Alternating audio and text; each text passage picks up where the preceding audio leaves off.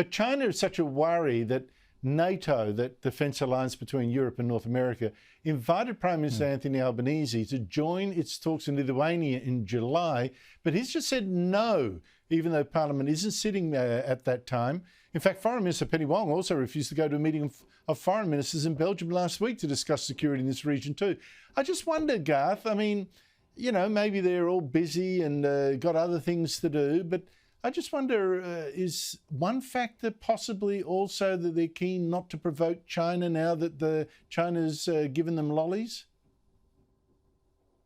I'd really hope that isn't the answer, Andrew. I think that would be the worst possible answer. You know, the facetious side of me is maybe he's, received all the frequent flyer miles he wants this year. He's certainly not been shy of getting out and doing a bit of travelling, our Prime Minister, and that's part of the role, to get out and represent the country.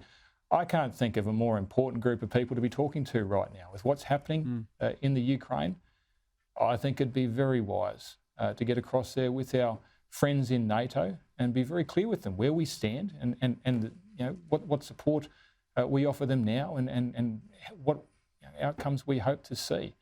This is not a time to be sort of sitting on a fence or ambivalent or, quite frankly, leaving this to chance. We need to be very clear. We have friends. We need to stick with them in tough times and in good times. I would go even further, Michael. I think the West, and it's starting to look like that too, that they should be regarding Russia and China as an alliance, much like, Italy, Germany in World War II. They can't separate out these wars. The Ukraine thing is part of potentially another war front over Taiwan later down the track. The West needs to have a collective response to both those superpowers. And I think the Prime Minister should be in NATO. We will be calling on NATO if we're in trouble, and they're calling on us now that they are too. It's reciprocal.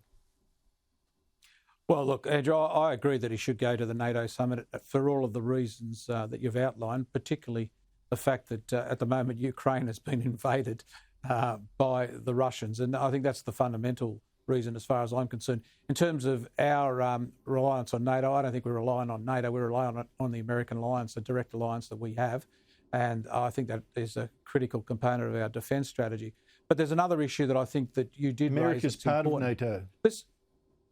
I know that, but we have a separate as is treaty. England. Yeah, but we have a separate arrangement that we would enact. But that's not the issue I want to raise. The issue I want to raise is the notion that somehow that we should, gently walk around not to offend China is just bonkers. But the fact of the matter is, if China wants to trade with us, it will do because it sees a benefit to it. This is not a welfare arrangement. International trade is about reciprocal benefit.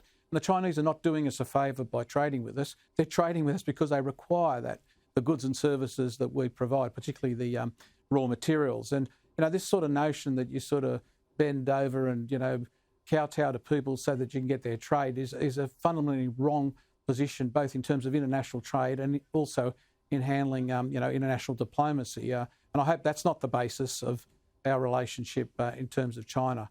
And the government's got to be very clear about that.